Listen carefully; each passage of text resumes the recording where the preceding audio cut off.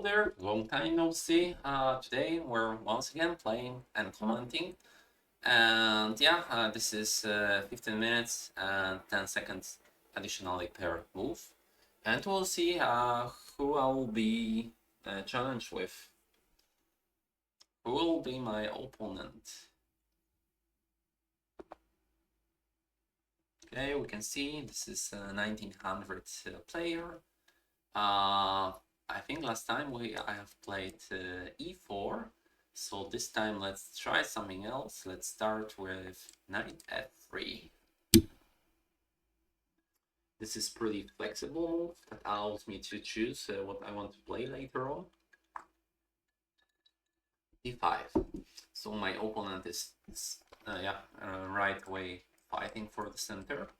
I need to answer to that, and maybe I can just try something more calm, like d3, waiting for my opponent, what he will play.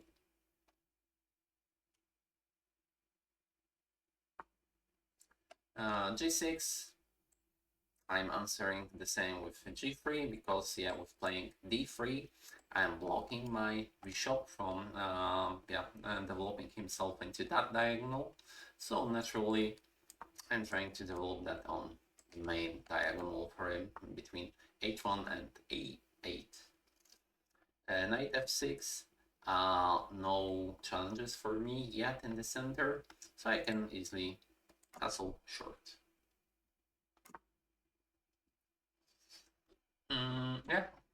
Castle king side on the other side of the board. And yeah, right now I can try to start challenging the center of my opponent. And right now I'm not able to play e4 because I would simply lose the pawn on e4. So that's not the option. So the other way around that is possible for me is playing c4. And yeah, I'm allowing for exchanging the queens. But yeah, that's something that I'm totally fine with. So, and of course, my opponent can also push the pawn forward to block the position on this side. But then I would have the opportunity to make a decision to either create a structure similar to Benoni with playing e3, or trying to focus on the queen side. Okay, it's knight to c6. And what does it mean? It does mean that he will not move the pawn to either c5 or c6 soon. So that means something for me. And what I can play against that, I can try to develop my knight to c3, but that would invite my opponent to push the pawn forward immediately after that. And that's my call to decide if that's fine for me or not. This would be the pawn that is far away from his home. It's limiting my side of the chessboard, but at the same time, that would be a point that I could focus my attack on. So, now the question is, do I want to wait that move or not? Or maybe I can do something more awaiting in between. Maybe playing a3 is nothing bad at that position, because at some position it supports playing b4 later on. So that's a minimum that I can play right now. And let's see when it will go. In the meantime, my opponent has offered me a draw, but of course I don't want to have a draw. It's a exercise game for me, so I just want to learn something from that. After accepting the offer, probably I would not be able to learn anything from that, because that would be too quick game. Okay, e5. So he's planning to go even further with the center.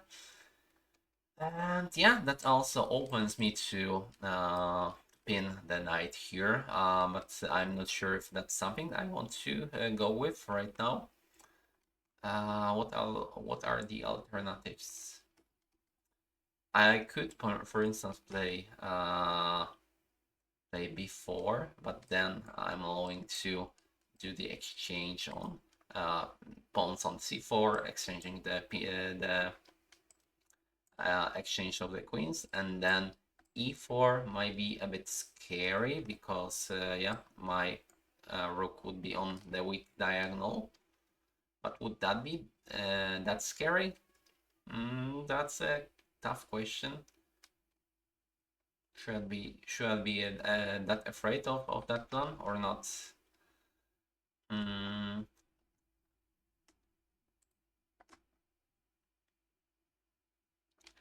what else I can play? I can, for instance, play queen to c2, and that's yeah,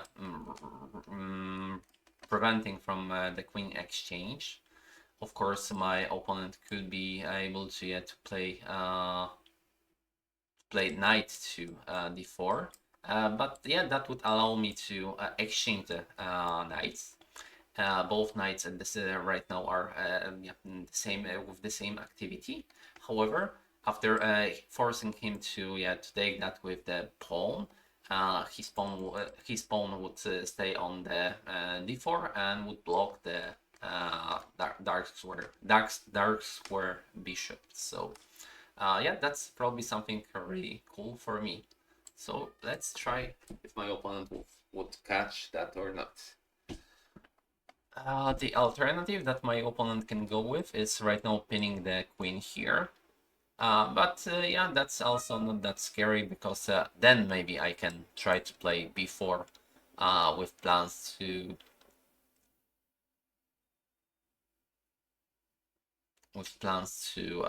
yeah develop my bishop on b2. But yeah, let's check first what my opponent would play here. Okay. So he is preventing me from playing b4 immediately. That's a good decision of his, probably. What now can I play here?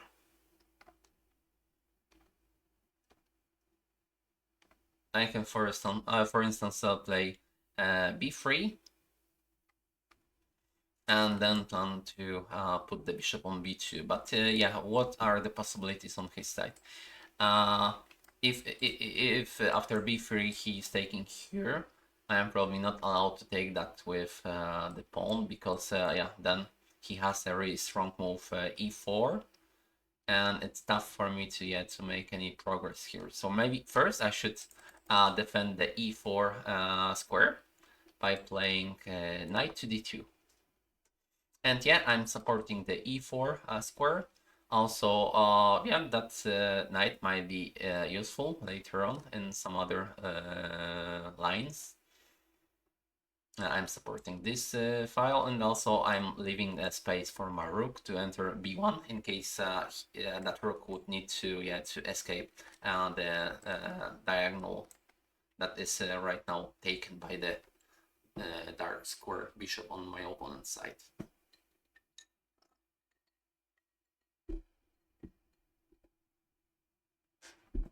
Mm. Yeah, right now I can evaluate the position. My opponent is having the advantage in the center. So yeah, that's definitely something I need to fight with. And right now, what can I do here? I can, okay.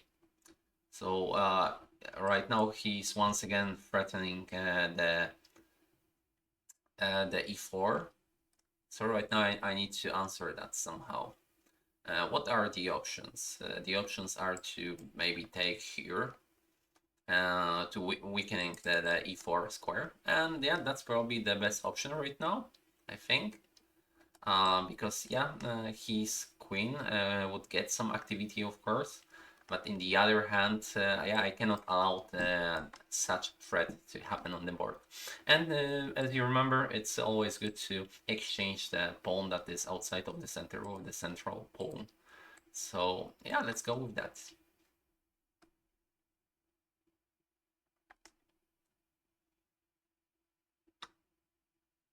Okay, he's taking with the knight. That's something that I haven't calculated that much.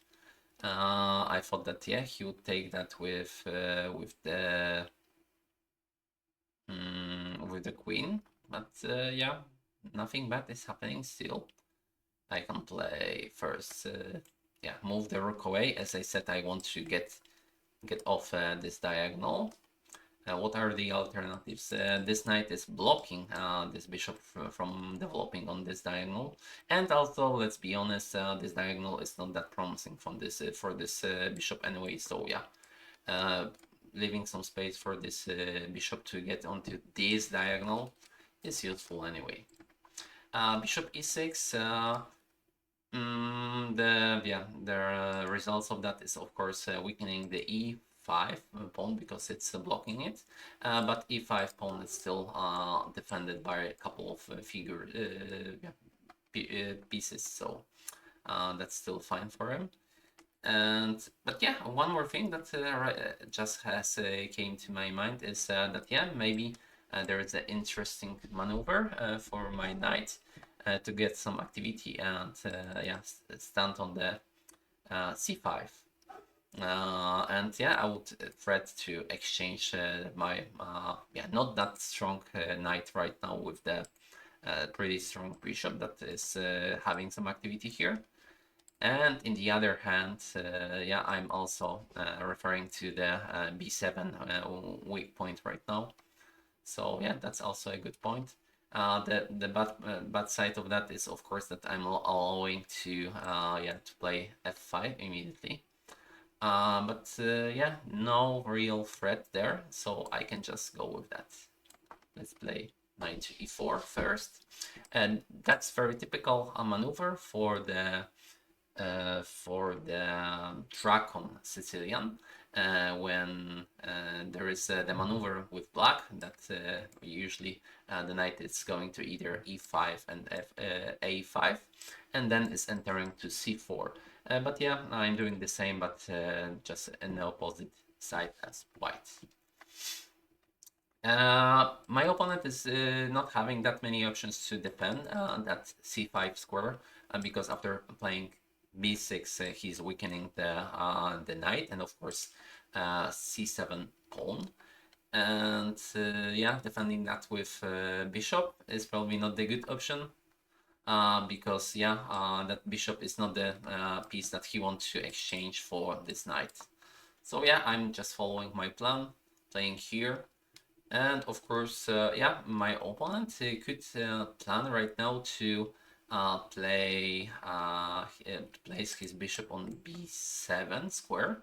That would be interesting, but it's not scary at all for sure. And yeah, right now I can win a tempo and play with my bishop to g5, and that would force my opponent to play queen here. And yeah, let's just think if I can win something out of that. His queen is really close to be trapped there, but I don't see any concrete continuation to yet to use that fact, unfortunately.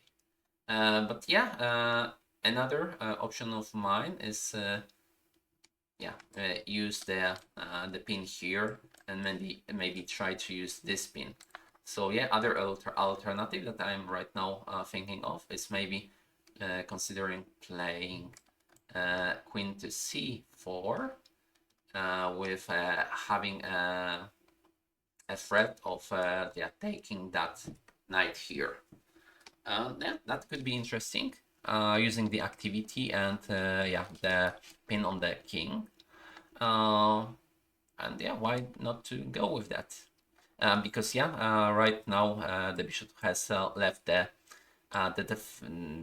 defend of that pin. So yeah, let's try to play that.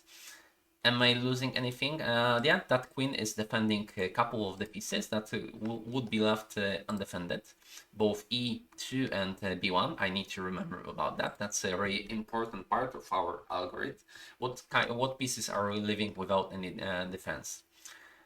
So yeah, neither of those could be attacked very quickly. So that should be probably fine. What are the potential answers from my opponent after playing here? He can attack my knight, but then I can play, for instance, knight to g5, and yeah, there is no easy answer to not lose the piece here. So yeah, let's go with that. Knight to here. I need to speed up a bit because yeah, just 40 moves has been played, and yeah, I have less than 6 minutes left. So sorry for less commenting later on.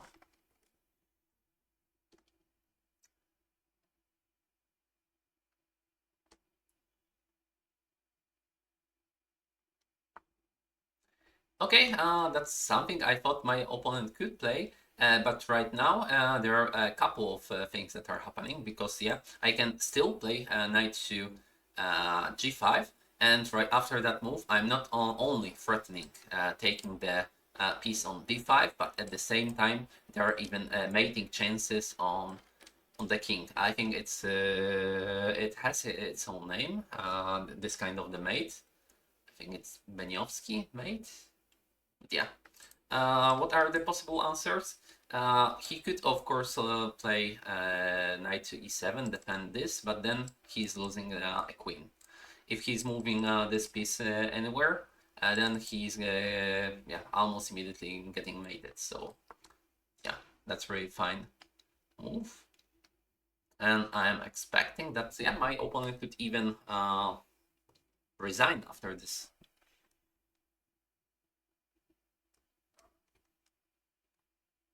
Yeah, I'm really happy about this queen to c4 move. I think that was the most challenging move for my opponent, and yeah, he played simply too quickly. I think moving king to h8 was a big mistake, the decisive mistake, and that is probably leading to yeah to just getting lost. But let's do not spoil that yet.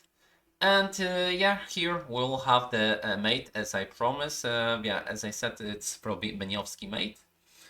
So I can answer knight to f7 first, then knight to h6, and after that I can sacrifice the queen on g8. So yeah, that's it. That was a quick game. Unfortunately, or fortunately for me, because it's a win. However, it wasn't that easy during the opening. My opponent had some initiative. Intentionally, I have left the center for him, and I had to be really careful to not allow to have too much progress here, because yeah, I would be completely happy with having the blockade and having the pawn on d4. However, yeah, an advantage for him after moving the pawn here to e4 could be too challenging for me. So that was very important to prevent that from happening. And later on, I think that f5 was a small mistake. And then, yeah, also returning this bishop and putting the king away for sure was the decisive mistake. So yeah, that was a nice win for exchange because I think I have lost my last game and that I commented for you. I'm really happy that you have watched that video. Hope that you have learned something useful. Anyway, thank you very much and see you next time.